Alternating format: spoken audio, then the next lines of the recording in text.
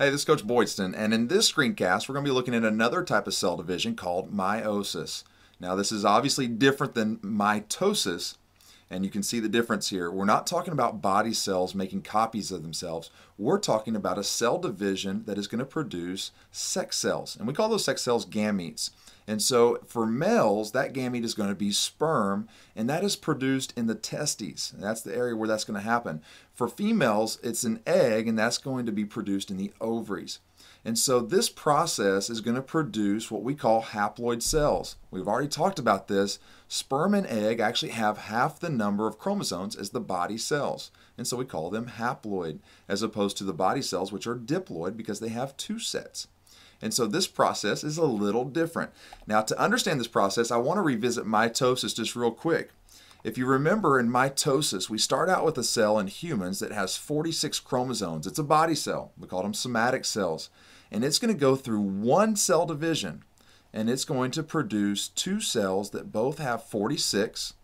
And we said those two cells are going to be identical to their original parent cell.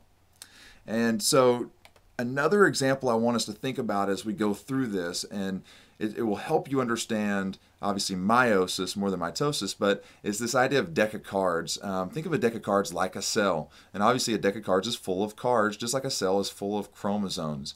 And so what we do with mitosis is we essentially take one deck of cards, and we ended up with two identical decks of cards. All right, and so that's what's happened during mitosis. Now, meiosis is a little different. So if you look at this process here, you're going to notice it's a little bigger. There's a couple differences here. Meiosis, we are going to start with a cell that has 46 chromosomes. Now the difference comes next. All right, so this cell has gone through interphase, it's made a copy of its DNA, and now it's ready to go through meiosis to produce sex cells. So two of the major differences you see. The first one is we have 4 cells over here. The other difference here is that each one of these cells, we already said, is going to be haploid. So it is going to have half the number of chromosomes as this original body cell that we started with over here. And that's why this one says 2N, meaning this is a diploid cell, 2 sets of chromosomes. Over here on the right, these are labeled as N, meaning there is only 1 set there. So these are haploid cells. The other difference you're going to see is we've talked about mitosis and how we had those phases of prophase, metaphase, anaphase, telophase. We called them PMAT. It actually goes through that process twice. So we have one cell division that is occurring right here where we're going from 1 cell to 2 cells. We have a second cell division that's occurring here and even here that's going from these 2 cells into 4 cells. So one difference between meiosis and mitosis is there are 2 cell divisions. So we have 2 cell divisions, we end up with 4 cells. Those cells are haploid, having half the number of chromosomes. The other major difference, I'll go back to my idea, our concept here of the deck of cards, is this. If we look at the first cell division that occurs in meiosis, that first prophase, that first time that the cell goes through prophase as it's splitting into 2 cells before it splits into 4 cells, that first prophase, something unique happens there. There's exchanging of genes that occurs before this division happens. We call that crossing over of genes. And so what's happening here is we start out with this original deck or cell, and then the cells that we end up with after this first cell division, these two, they are not identical to that original first cell. They are actually different. The combination of genes is different. And it's because of what we call a recombination or a crossing over of genes that happens during the very first prophase. And the image I like to give for you, or give to you for that, is shuffling a deck of cards. So if the deck of cards is like our genes, it's like we took those genes, we reshuffled that deck, and then we redistributed them into these 2 cells. And so essentially these 2 cells are completely different than the original cell that we started with. And then those 2 cells are not going to copy their DNA again. They're just going to hop right into that second PMAT, that second cell division, and we're going to end up with 4 cells that are half the number of the original cell or body cells that we started with, and they're completely genetically different in a way because that recombination of genes. Now, why is this important? Well, this is important because it allows for us to have offspring that are not exact clones of ourselves. It puts genetic diversity into species. And that's why, although we are similar to our parents, we are unique and we are different from them because of that recombination of the genes that happens in the formation of sperm and egg. So really, really important.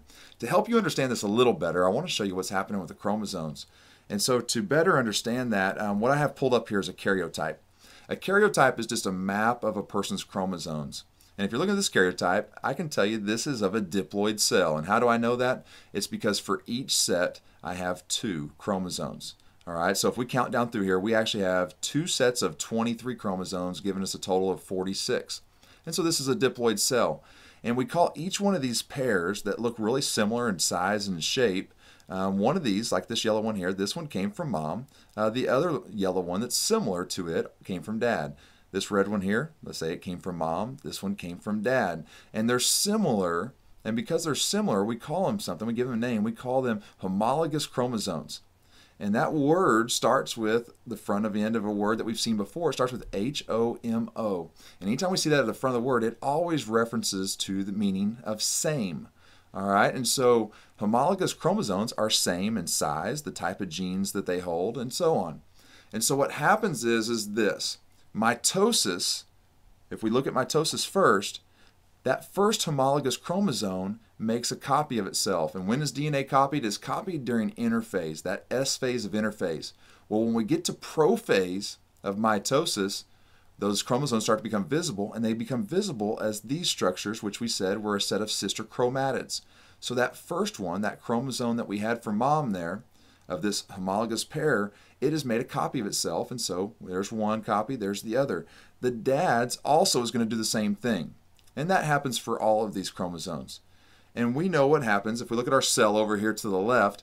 In mitosis, this is what we see during prophase. During metaphase, those chromosomes line up, those sets of sister chromatids line up in the middle, and we know that this sister chromatid right here is going to go this direction. This copy, or this other sister chromatid, is going to go this direction.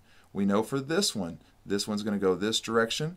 This chromosome or sister chromatid is going to go this direction. And what that ensures is that equal sets of DNA or equal sets of chromosomes are going to go to the new resulting cells. And that's why during mitosis, we end up with 2 cells that are identical to the parent cell. So what is happening different with meiosis that they're not the same? Well, here's what happens. If you look at this picture, you have our two sets of sister chromatids that we just talked about, but you see something different going on right here. We have what we call a crossing over of genes that's occurring there between those two, a reshuffling of the deck, we would say. And this structure here of these 2 sets of sister chromatids on this group of homologous pairs is called a tetrad. And so what happens is, rather than each one of these lining up in the middle, in meiosis, they line up just like this. And so rather than the centromere breaking and separating to opposite sides, what happens is one set of sister chromatids goes this direction and the other set of sister chromatids goes that direction. So in meiosis, we get a different type of division that goes on there. We haven't even separated the chromosomes at the sister chromatids or at the centromere. And so what happens is we have 2 cells that are going to form from this process that, although they have 46 chromosomes like the original cell that we started with, they are different and they're not the same. And it's because of this recombination of genes that happened during prophase 1, that first cell division. Now obviously we know it's going to go through a second cell division and we're going to end up with 4 sex cells. So 4 sperm or 4 egg cells. Just so you know, 1 egg cell, generally there's going to be 4 cells formed, but only one of those eggs will actually form into a mature egg that can be fertilized. And so, but it's this process that produces sex cells that have half the number of the body chromosomes. And so when you look at a family, we see similarities. And so this family here, we can probably point out some of their eyes, their nose structure, their cheekbones, a lot of the similarities. But we are all unique. And sexual reproduction is so important because meiosis is important to sexual reproduction because what it's doing is allowing us to always have sex cells as a male and a female that are half the number of the body. So when a female sex cell and a male sex cell meet, that new offspring gets the total number of chromosomes it needs for that particular organism. And so it also, that recombination of genes is going to instill genetic diversity and where we have differences within us, and that's why we're unique. So hopefully that was beneficial. That was meiosis and the production of sex cells. I'm Coach Boyston. Have a good day.